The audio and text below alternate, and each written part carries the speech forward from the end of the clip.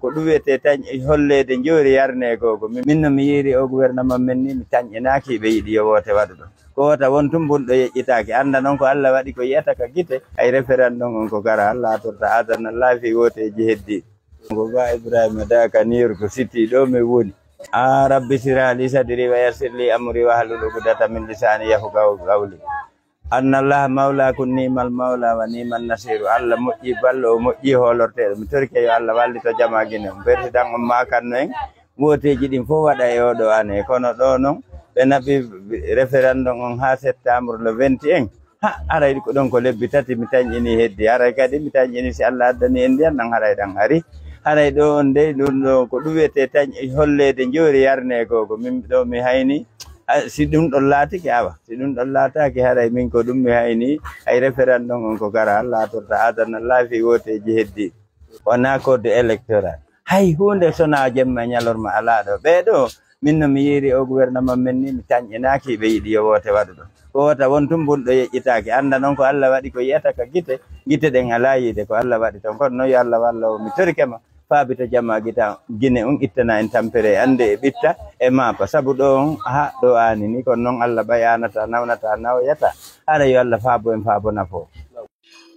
Assalamu aleykum haray mi hewri kam fop lalandis ko jawontere partiji mon ala tawara ko jawontere partiji mon wonɓe siwre Fodéa Image Diallo mi andina en tun ko addu sukki o ala foole ɓeɗo koɓe gettuno koɓe jilino ngulla ham 5 septembre addiya hande ko wonnen ɗo ɓe jaɓata wolde ananta hayɓe prononce a fi ko honno ɓe jonitirta laamu ko wona haalede fimɗo référendum o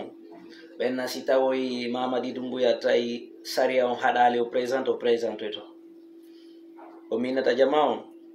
yoɓe accu kanko wolana onne makko ko ni haala no avertisa inni yo jama on fo immano ɓe o gente ko himɓe manipulateɓe sa yi ha jon guereji ɗi no wadde no warindirede ɓe ɓuttinta ɓe ɓata pe Mamady e clan makko bandi on ɓe ɓata pe few fi on minani ɓe ɓata pe par ce que ko ɓe jokki kon ɓe waɗi ko hakkille maɓɓe ko kamɓe tun ardato lendi iwi e padre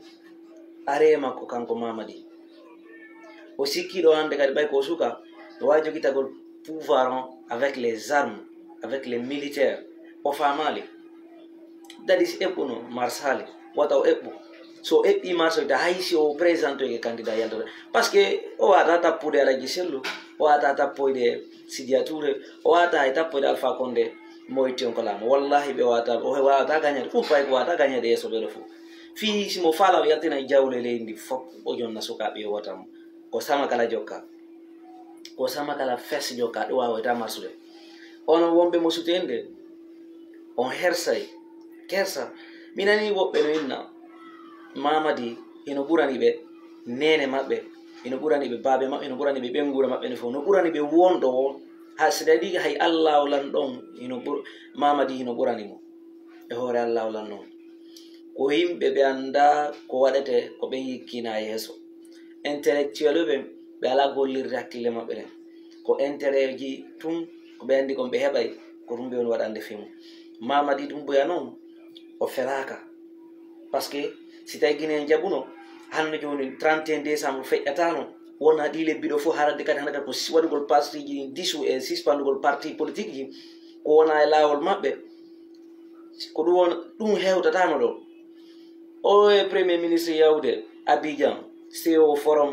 déclare ton élection ji fof waɗa 2025 décembre tata leydi makko duwa wolgol ɗum ko manque de respect noon déjà kewgo comme ɓe o haalanoɗo quelle importance koko leydi makko duwa wolde ɗum inna élection ji ɗi no wolirano noon Mamady Doumbouya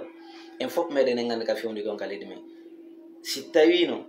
himo faalano jontude laamu hande jon o jontino kono yimɓeɓe no puusiremo o ndaara mo miijitade o feeta ɓayi en fof meɗen en gandi ka fewndi kon o inni wata ereji feƴƴude ɗin répétetake hande mo wadde kala ko faala ɓe comparde mo ɗo hande e Alaji Sellu mo sodde pick-up je waɗa photo ji makko hoore laawi waɗa ko interdiction tun ko haɗuno tun ko ɗum wona waɗede ka leydi men donc wona juutingo yewtere si tawi ko ɗum ɗo ni ballal ukkemo erreur ñande ɗo ukkuɗanmo erreur fedde makko ne noon kanko clam makko wallahi on yawa yaha andon wayi tigi tigi on à très bientôt Fodéa Image Diallo.